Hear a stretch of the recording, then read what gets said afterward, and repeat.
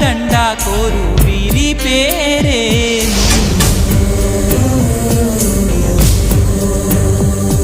ఇది మనుషులు ఆడే ఆట అనుకుంటారే అంతా, ఆ దేవుడు ఆడే ఆట అని తెలిసేదెప్పుడంట.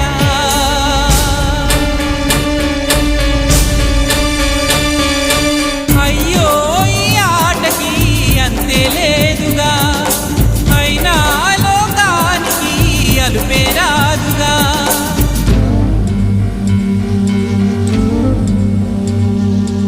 వీరి వీరి గుమ్మడి పండు వీరి పేరే.